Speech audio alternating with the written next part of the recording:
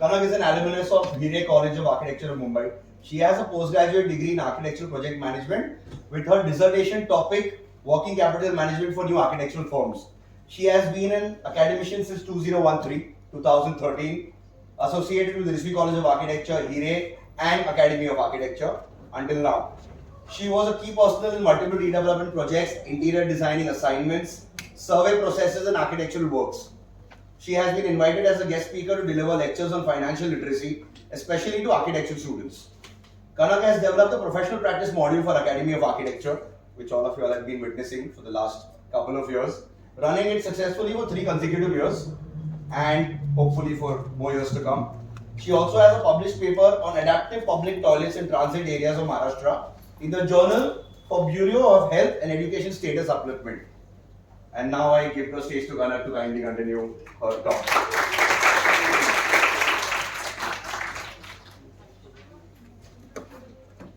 I'm just checking if I'm audible this way.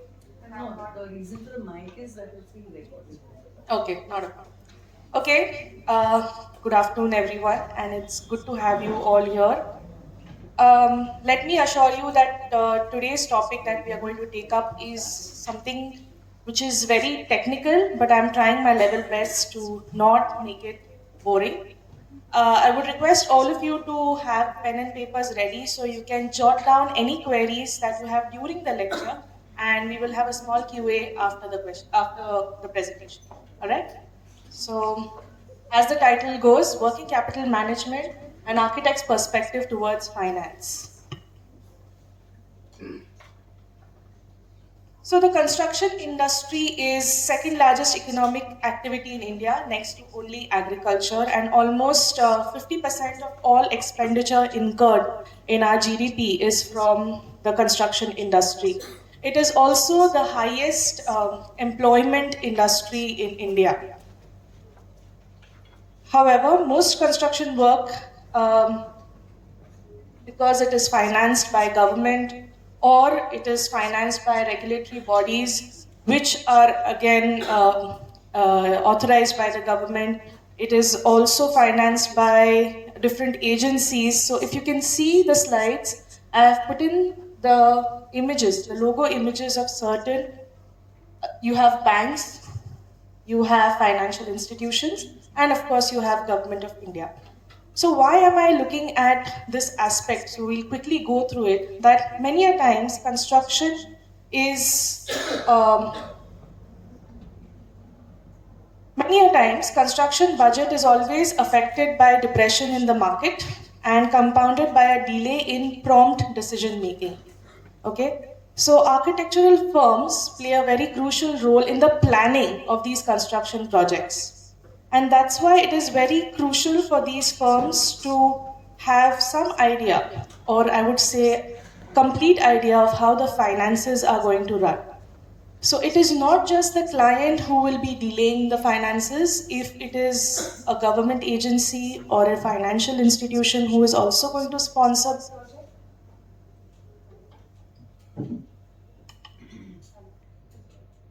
Hello. If it. Hello. So the mic doesn't want me to. Hello. Yes. Hello. Do you need a mic? Just check it. You don't need for the recording. I'll be more comfortable. There are just too many gadgets in the hand right now. I'm not used to it. We don't have charging. Okay. It's okay, it's like a mic. It's a mic.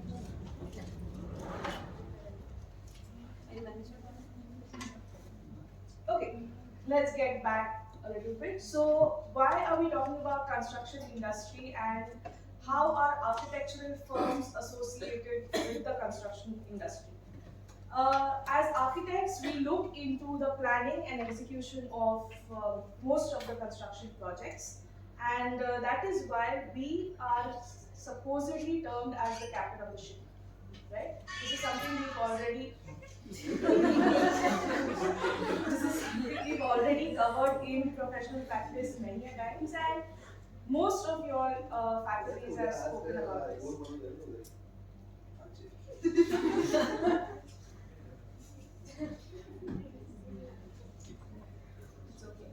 technical issues happen in most. That's fine. So let us move on to this aspect, where we are basically looking into what a business is. Okay, why? Because running an architectural firm is no different. Just asking for the mic as well. I'm just going to go back.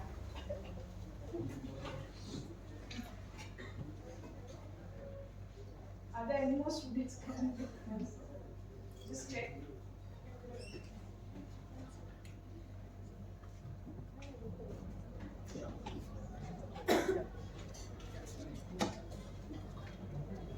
Okay, unlike my usual sessions, I am reading today because it was too much of information to memorize.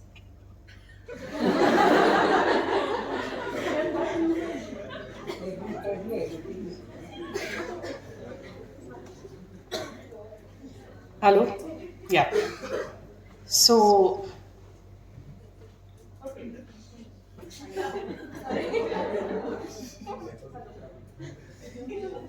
Hello? Let it be, let it be. Okay, not a problem.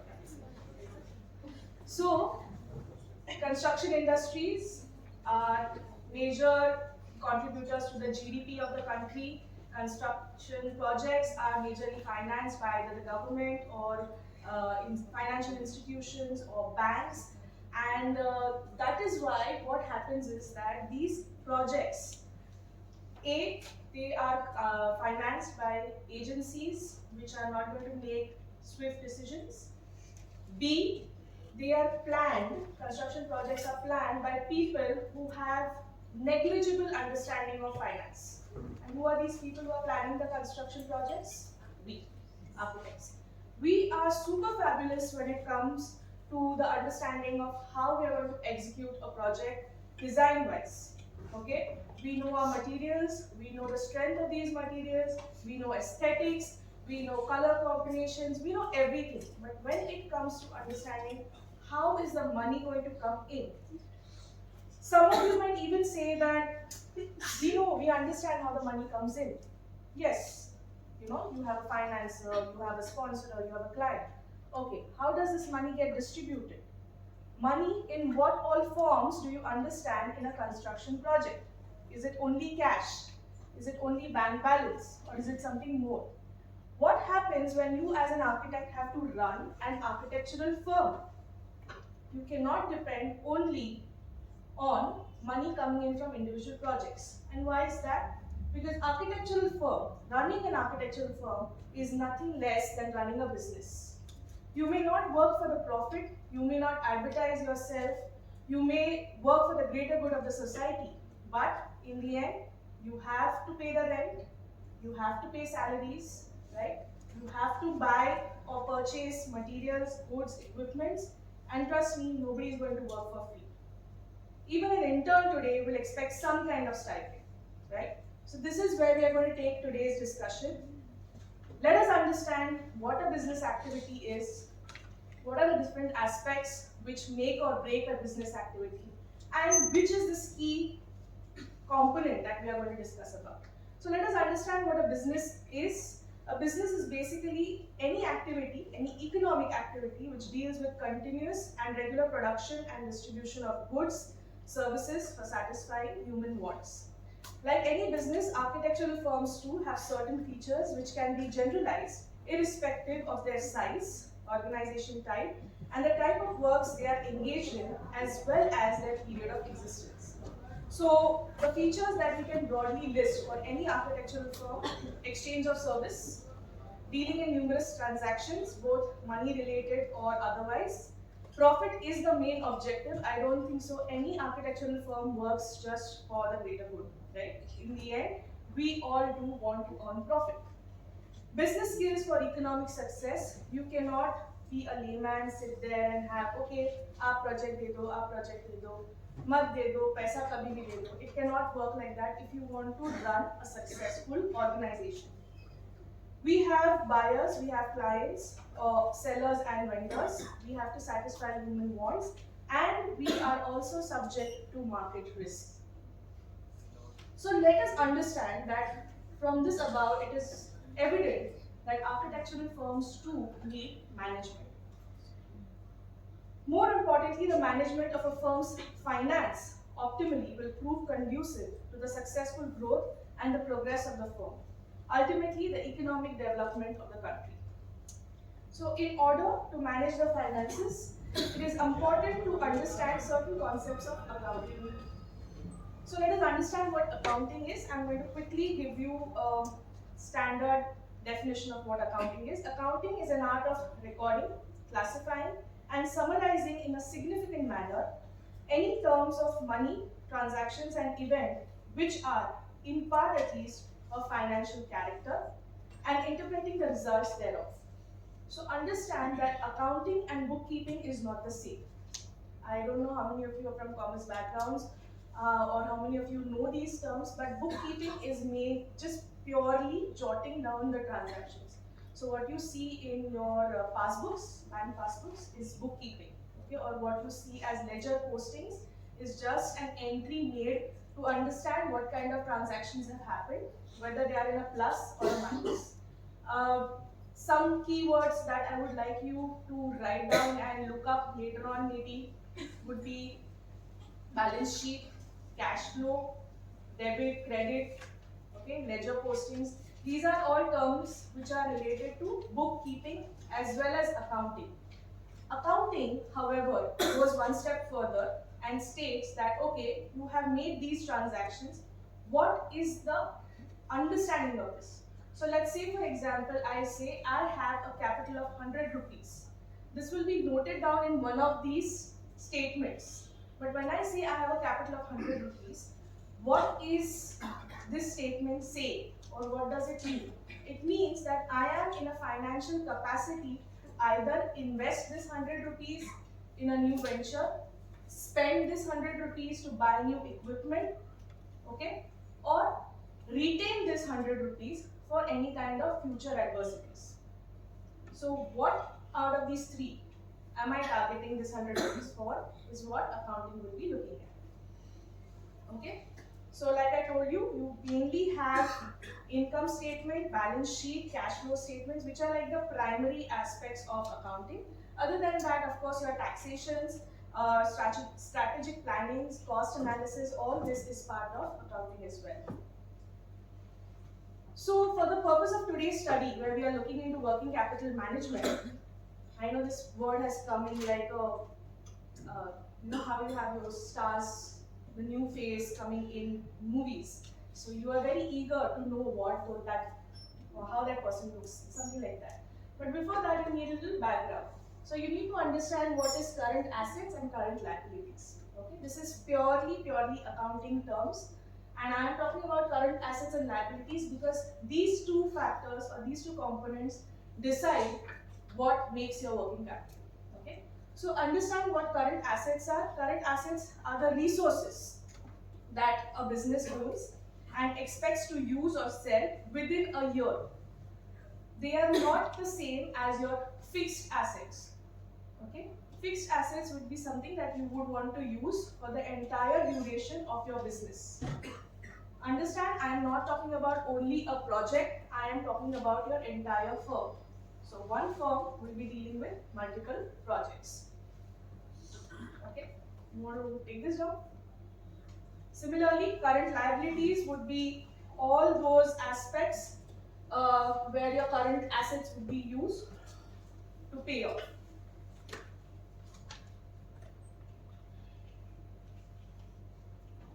So your operating expenses, your bills, loan payments, all these kind of expenses will come under current liabilities. Again, the time frame for them will be 1 year.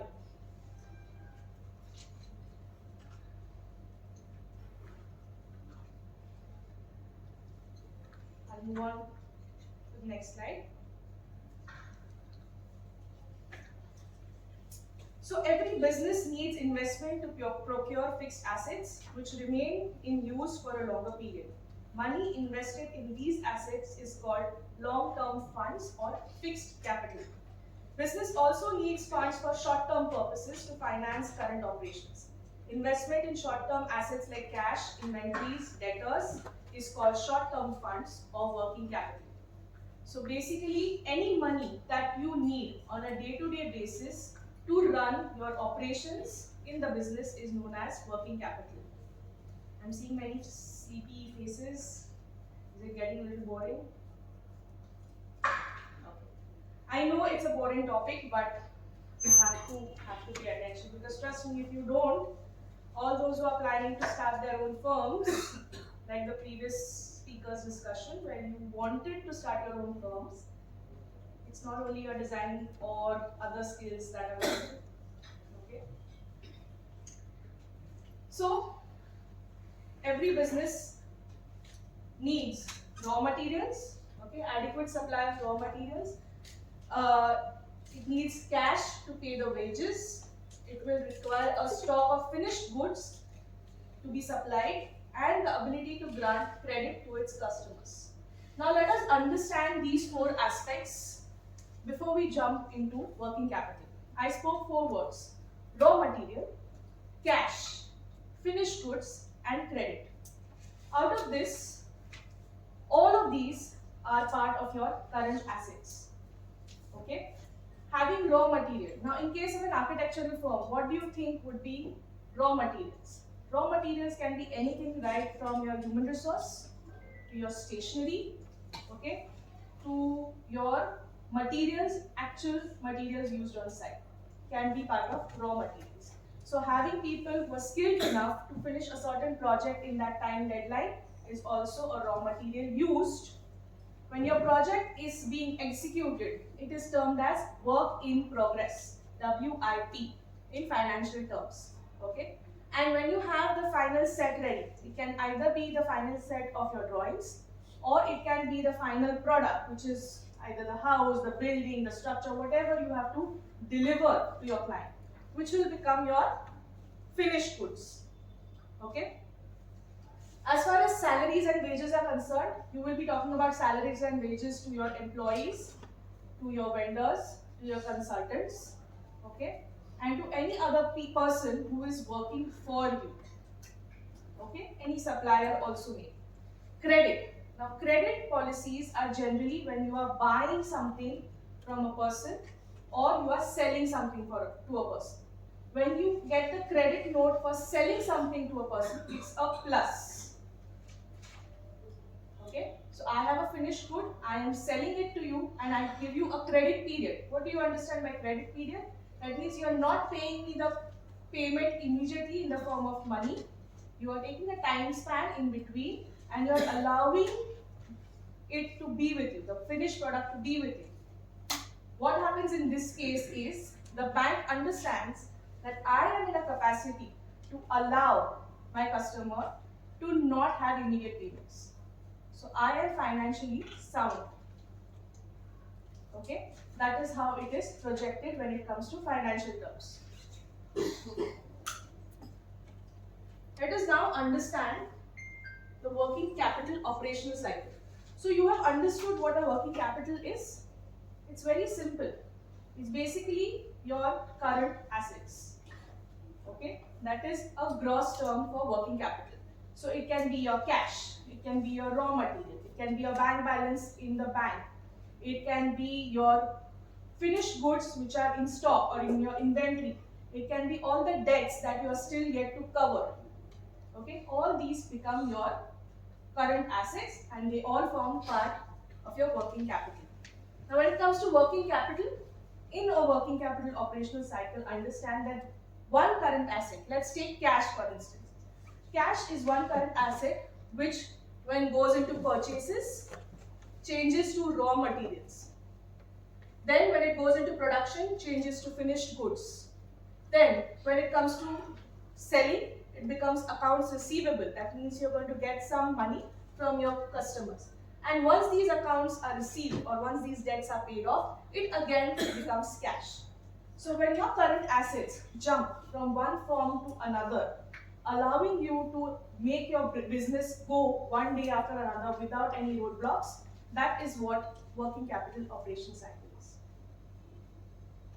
Do you have a clarity on this? You guys want to look at this Otherwise, I'll move ahead.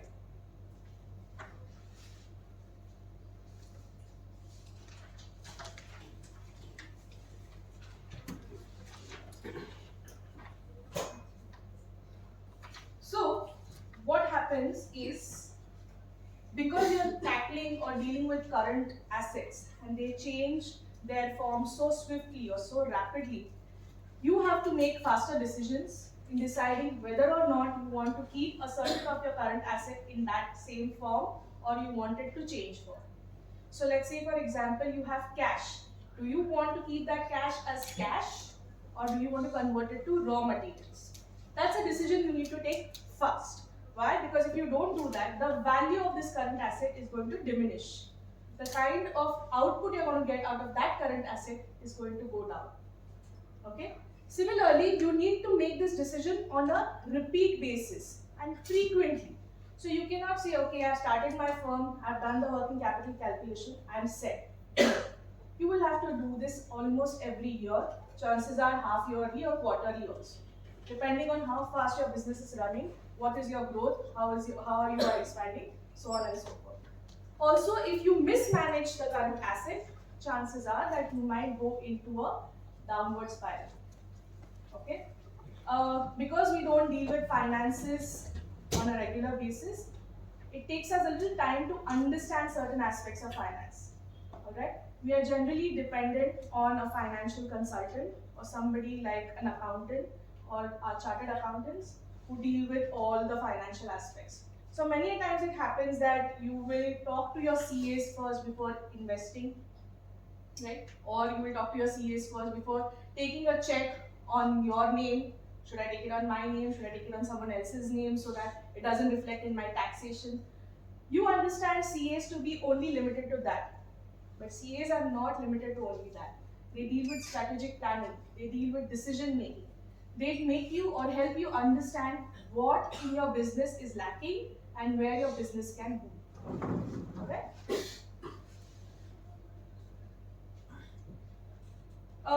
Quickly running through different types of working capital because it's crucial that you understand. So working capital is divided majorly into two parts based on concept and based on time. So when it comes to concept, you have working capital again divided into two parts, either gross working capital or net working capital. So gross working capital is what I just explained to you, your current assets.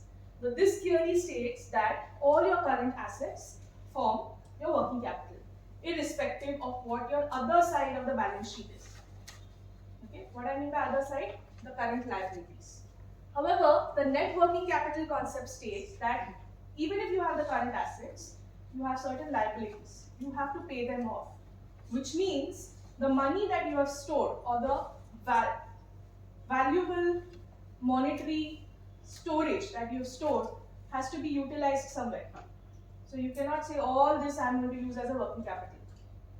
Let's take a quick example here. Suppose I have 100 rupees. I like the concept of 100 rupees with me because it's easier for you to calculate mentally. Okay. Say I have 100 rupees and I am now supposed to travel to Thane. Okay. Easy peasy. I decide that okay, it's raining and I'm going to take a cab. The cab is going to cost me about 80 to 100 rupees. Okay. I may have sufficient cash. I may not have sufficient cash. Now, when I am doubtful in this situation, there are two things I will do. I will depend on an alternate mode of payment, so your UPI or maybe some other mode, credit cards, debit cards, or I will ask somebody to help me with additional cash. Yes? So what is happening now is that I have some money in hand, I have some asset, and I have a liability. The liability is to pay that money. If I don't pay that money, then I am indebted. I am in debt. I am in loss. Okay?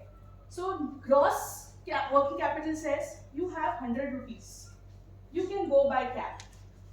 Net working capital says if you utilize this 100 rupees, you may not have any money left to buy food, to buy groceries. Which means you cannot use the cab. You will have to take the train, wherein you will save money. So net working capital states current assets minus current liabilities, and whatever excess of current assets you have, that is your working capital. So that is the money you can use to further your business, to grow your business, to expand, to venture into newer zones. Guys, sit up straight, please. Let's move on to the next aspect, that is on the basis of time. So you have something known as a permanent or fixed WC, that is working capital, and you have something which is temporary or variable. So let us understand what is permanent. Permanent is where your current assets are locked up for a longer duration. Okay, so it's not like your cash; it's more like your bonds, your debentures, or you have investments in mutual funds. All these may or may not come under fixed, permanent working capital. Okay, there are again two forms in permanent: regular and reserve. So regular is the kind of working capital which stays for your regular business operations, so which you will be requiring on a day-to-day basis. Reserve is something that you will keep in place in case you face any kind of adversity. Alright? Then of course you have variable working capital, which again is divided into two, seasonal and special. I will not go much into the details of this because as architects we really don't have anything seasonal or special. It's a very standard practice or procedure. However, it was brought to my notice recently that as architects we may also have seasonal work. I am still not on an agreement on that, so I'm not going to go into it. But as architects, we don't have like seasons. So what do you mean by season? So if I am a wedding planner, generally weddings happen in April, May or November, December, right? So that's my crucial time. That's when I will have more projects at hand. That's where I will require more money at hand. I'm an architect. Nobody decides, okay, मैं April में घर बनाऊंगा, right? Maybe if you are a painting contractor, yes, बारिश के पहले painting हो जाना चाहिए. Then you have again seasonal work. Special comes in where you have special requirements. So let's say you want to buy a certain equipment or a gadget or any kind of stationery, or you want to employ a person who has special skills like an expert. Maybe you would require working capital there. However, these two working capitals really don't fall under the pretext of architecture, so I'm going to move ahead. We will basically be looking into gross, net and permanent. So, the working capital needs of a business are influenced by certain aspects. First is nature of the enterprise. So, are you into manufacturing? Are you into service? If you are into manufacturing, what kind of goods are you manufacturing? If you are into service, what type of service are you giving? All these is going to affect the requirement of your working capital. So, in an architectural firm, we may not be a firm where we are producing goods, but we are offering service. Service which can be fluctuating because it will depend on client to client, right? Project to project. And we really don't have a standard set understanding that, okay, if I have an interior project, this is how it's going to be. Okay? Architectural projects are very volatile, they're very dynamic, so you really don't understand how and where your working capital is going to go. Then where are you going to focus on is the running of your firm. So your salaries are fixed, right? Stationery requirement is fixed. Fixed in the sense you somewhat know, you have an idea कितना paper लगेगा, कितना ink लगेगा, कितने photocopies बनाने पड़ेंगे. So those kind of expenses are something that you can definitely work on. So nature of an enterprise plays a very crucial role in understanding how much working capital a firm is going to need. Then manufacturing or production policies. Now, have you heard the word SOPs? SOP, not statement of purpose. SOPs, standard operating procedures. Okay, so there are certain SOPs every company or business has. So let's say, for example, I am a company which manufactures shoes. All right.